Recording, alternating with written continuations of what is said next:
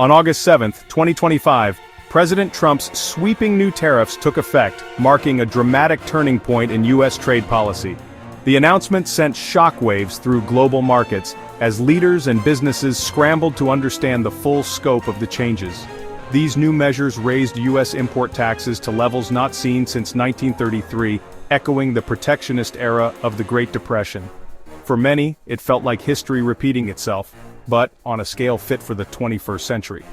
Imports from over 60 countries and the EU now face an average tariff of 18.6%, a sharp increase that immediately altered the flow of goods into American ports. The ripple effects were felt from Asia to Europe and beyond. Even key U.S. allies like the EU, Japan, and South Korea were not spared, each hit by a 15% tariff. These countries, long-standing partners in trade and security, suddenly found themselves on the receiving end of tough new restrictions. Emerging economies such as Vietnam and Bangladesh faced even steeper penalties, with tariffs set at 20%. For these nations, whose growth depends on exports to the U.S., the new rules threatened to upend entire industries and livelihoods. Switzerland and South Africa were hit even harder, with tariffs as high as 39% and 30% on certain goods. Luxury items and agricultural exports alike suddenly became far more expensive for American buyers, raising questions about future demand. The most dramatic move, a 100% tariff on all imported computer chips, was intended to force tech manufacturing back to the U.S. This single policy sent shockwaves through the global tech sector, creating chaos and confusion among manufacturers and suppliers. It's unclear if the chip tariff applies only to standalone chips or also to those inside finished products, leaving companies scrambling for answers. Legal teams and supply chain managers worked overtime, trying to interpret the new rules and avoid costly mistakes. For American families, the impact is immediate and personal. Yale's Budget Lab estimates the tariffs will cost the average household an extra $2,400 per year, as higher prices ripple through everything from groceries to electronics. This comes as the U.S. economy shows signs of fragility, with some industries already struggling to stay afloat. The stakes are higher than ever for both businesses and consumers, as uncertainty clouds the economic outlook. The administration frames the tariffs as a bold defense of American jobs, promising a revival of domestic manufacturing. But for now, the real-world consequences, job losses, price hikes, and global tension, are just beginning to unfold. The new policy is a high-stakes gamble, pitting protectionism against the established order of global free trade. The world's economic system, built over decades, now faces a major test. The world is watching to see if this economic experiment will pay off, or backfire. As uncertainty spreads, every nation waits to see how the U.S. tariff wall will reshape the global economy. In response, Brazil and India are forging new alliances and recalibrating their strategies. President Lula of Brazil is strengthening ties with India, aiming to boost bilateral trade to $20 billion by 2030 and reduce reliance on the U.S. market. Lula's upcoming visit to India will further cement this South-South partnership, creating a bloc of emerging markets with greater bargaining power. India faces tariffs on over half its exports to the U.S., plus a new 25% duty on goods linked to Russian oil. Prime Minister Modi is defending India's agricultural sector and resisting U.S. pressure to open its markets, mindful of the political power of rural voters. By working together, Brazil and India are not just reacting, they're actively shaping a more multipolar global trade order, their goal to counterbalance U.S. economic dominance through strategic cooperation. Canada, America's closest trading partner, has condemned the tariffs as unfair and damaging to both economies. Ottawa is retaliating with targeted tariffs on U.S. goods, aiming to maximize political pressure while minimizing harm to Canadians. At the same time, Canadian officials are in talks with Washington, seeking exemptions and a rollback of the harshest measures. Canada's argument, deeply integrated supply chains make tariffs mutually destructive, especially in industries like autos.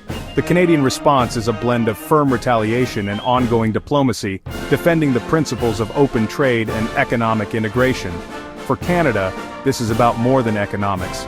It's about preserving decades of cross-border cooperation. U.S. tariffs are straining alliances and forcing tough choices for America's closest partners. As Washington redraws the map of global trade, Countries that once relied on stable agreements now face a shifting landscape, where every deal is up for renegotiation. South Korea secured a 15% tariff cap in exchange for massive U.S. investments in energy purchases, shielding its tech giants from the worst chip tariffs. This deal, while costly, ensures that South Korea's vital semiconductor industry can keep exporting to the U.S. and remain competitive in the global market. But it also means deeper economic dependence on American policy decisions. Japan is pushing back, seeking better terms and highlighting the friction these new rules create, even among close allies. Japanese officials warn that the new tariffs could disrupt supply chains and threaten the stability of industries that have long relied on open access to U.S. markets. The era of broad free trade agreements is giving way to transactional line-by-line negotiations. Each country must now fight for its own interests, often at the expense of regional cooperation and trust. Switzerland faces a 39% tariff on key exports, threatening jobs in watchmaking and machinery. Officials are scrambling for exemptions. The stakes are high for Swiss manufacturers, who fear losing access to their most important overseas customers. Exceptions for pharmaceuticals and gold offer some relief, but anxiety remains high. Swiss business leaders worry that further restrictions could follow, putting even more pressure on their export-driven economy. In South Africa, new tariffs are compounded by a halt in U.S. aid, as trade policy becomes entangled with broader political disputes. The impact is felt not just in boardrooms, but in communities that depend on trade and assistance for their livelihoods. The tariffs are now a tool for advancing U.S. political agendas, not just economic ones. Washington is using trade as leverage to extract concessions on everything from security to technology policy. Targeted nations must navigate a maze of demands that go far beyond simple trade. Each negotiation is a test of diplomatic skill, economic resilience, and political will. The global rules of engagement are being rewritten in real time, leaving countries scrambling to adapt to a world where certainty is in short supply, and every relationship is up for renegotiation. On Tariff Day, Wall Street's reaction was surprisingly muted. While the S&P 500 barely budged and the Dow dipped slightly, there was no dramatic sell-off. Investors seemed to be holding their breath, waiting to see how events would unfold before making any big moves.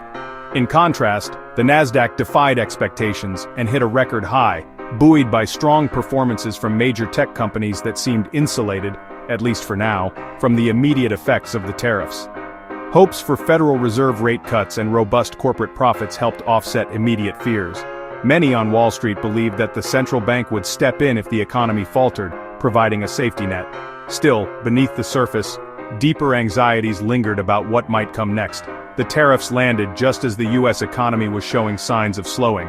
A weak jobs report and rising concerns about future growth cast a shadow over the optimism, making many wonder if the good times could last.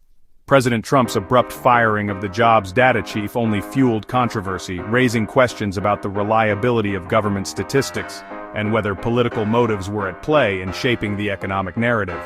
Overseas markets in Europe and Asia mostly rose, as exporters scrambled to ship goods before the new tariffs took effect. The global rush underscored just how interconnected the world's economies have become. Investors seemed relieved the tariffs weren't even harsher, but the bond market signaled caution. A slight uptick in Treasury yields suggested that some were bracing for more turbulence ahead, even as others hoped for stability. The real test will come in the months ahead, as higher prices and disrupted supply chains ripple through the economy. Businesses and consumers alike will have to adapt to a new reality with costs likely to rise and uncertainty lingering.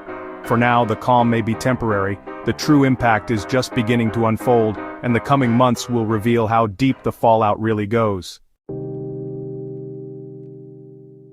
The auto industry is on the front lines of the tariff shock. Toyota's profits plunged 37% in one quarter, with a $3 billion hit blamed on tariffs that exceeded expectations. Automakers rely on complex cross-border supply chains. Now every border crossing means a new tax. Higher costs are passed to consumers, threatening sales and jobs across the industry. Companies face a tough choice: absorb the costs or raise prices and risk losing market share. The uncertainty is chilling investment and long-term planning as automakers delay or cancel U.S. projects. The risk, a long-term decline in North American competitiveness, undermining the very industries the tariffs aim to protect. The sector's future now hangs in the balance. The tech sector is reeling from the 100% chip tariff which could upend global supply chains overnight. Big players like Intel, Nvidia, Samsung, and TSMC may benefit by investing in US manufacturing, but smaller firms face disaster. Uncertainty over whether the tariff applies to chips inside finished goods has paralyzed business planning. If enforced broadly, prices for everything from phones to cars could soar, hitting consumers hard. Apple's stock jumped after pledging $100 billion in new US investment, while Intel's fell after a public clash with the White House. Tech companies are now forced to play politics, making business decisions based on Washington's whims. The risk innovation slows, costs rise, and the global tech ecosystem fragments. The chip tariff may strengthen US manufacturing, but at a steep price for consumers and competition. Ultimately, consumers and small businesses bear the brunt of the tariffs. Retailers like Crocs and Ralph Lauren have seen their stocks tumble as they warn of higher prices and falling sales. Some brands, like ELF Beauty, are raising prices for the first time in years, passing costs directly to shoppers. Everyday goods, from cosmetics to wine, are getting more expensive, squeezing household budgets. The world now faces a stark choice: protectionism and higher prices, or open trade and global cooperation. The risk is a fragmented, contentious economic order that could unravel decades of progress. The central question: can the world's powers step back from the brink, or are we headed for a new era of zero-sum economic nationalism?